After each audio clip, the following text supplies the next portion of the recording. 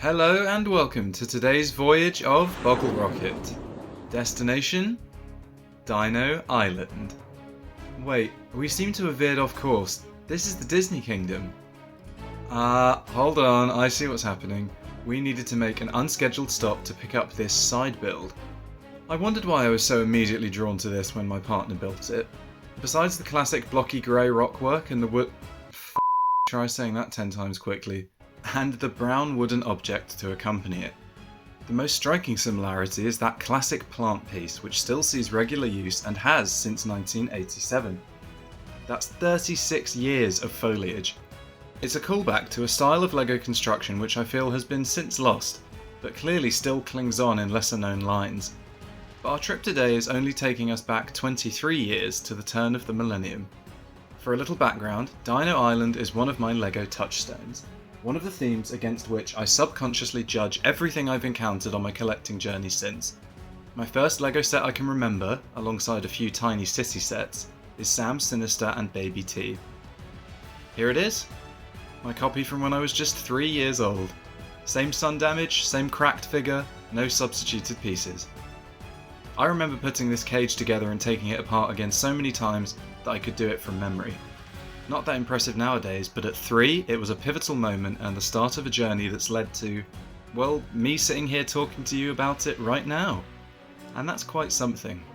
What's also quite something is the fact that I only ever had 5 Dino Island sets, and all but one were these small character and vehicle sets, none of them over 22 pieces. I'm not sure why I never owned more. Perhaps I was content with my 4 heroes, 1 villain, and handful, quite literally, of dinosaurs and vehicles. But either way, I'd forgive you for wondering why I have such an attachment to this line. I've got to admit that a huge part of that is nostalgia. How couldn't it be? But beyond that, the entire Adventurers line has an intrepid charm that's worth championing. By hunting down the rest of the quote-unquote real sets in this line, like Johnny Thunder and the gang hunting down dinos, I hope to reconnect with that childhood love and see what I missed all those years ago, starting off with the Dino Explorer.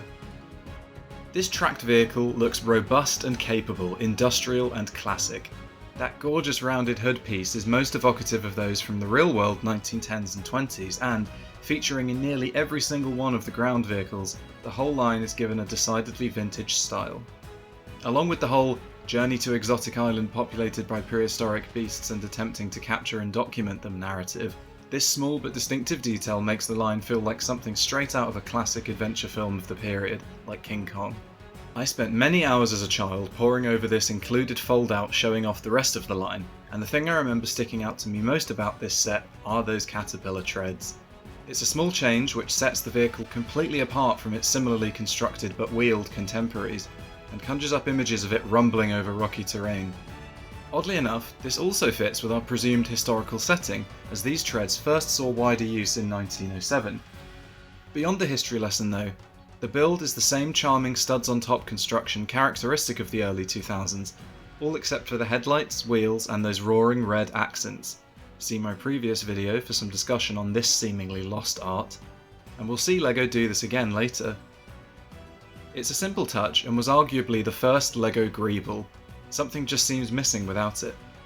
Throughout the line, from Johnny's bandana to Dr. Kilroy's bow tie, red seems to have been the chosen visual signifier for the heroes, a motif LEGO would return to and reverse in the future.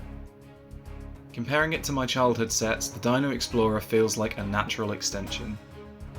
A plethora of versatile accessories are included here, where I feel they sadly aren't in the modern day. Star Wars characters are lucky to come with a blaster, let alone more tools than they can carry by themselves. The printed central dashboard is the cherry on the cake. There are vehicles nowadays with no gear lever or dash. The two are welcome additions. But what about the dinos of Dino Island? Well, to go with that red, here's a set-exclusive red Pterodactyl, which is actually not a dinosaur but a pterosaur. And though we'll see more than our fair share of these flying reptiles across all these sets, Ptero Island isn't as catchy. This guy is a nice enough addition, but a flying creature for a tracked vehicle seems something of an oversight. Even though an Ankylosaurus was never part of Dino Island, it feels like that, or even just another Triceratops, fits with the off-road theme far better. But I suppose a Pteranodon does fit with the consideration that our heroes are merely here to observe and document rather than capture. Speculation aside, back in the day the inclusion was likely just a budgetary limit, so the exclusive colour is a bonus at least. Included minifigures are the timeless Johnny Thunder, Dr. Kilroy sucking down some Darjeeling, and then we have this lovely side build for a campsite which we saw earlier. The first set I picked up in this little quest to complete the Dino Island wave, the Dino Explorer, is a real treat.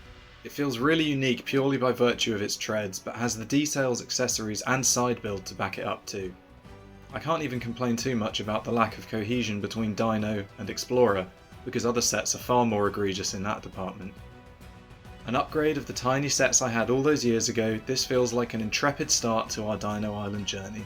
I can definitely recommend this one. My plan is to discuss each of these sets as and when I manage to track them down. I already have a small backlog, but I'm just letting you know now that the larger offerings may take some time, and some careful budgeting, to acquire, if I even decide to. But that's all for this voyage of Boggle Rocket. Who knows where it'll go next? There's a few destinations on the horizon, and I hope you'll come along for the trip. Next stop,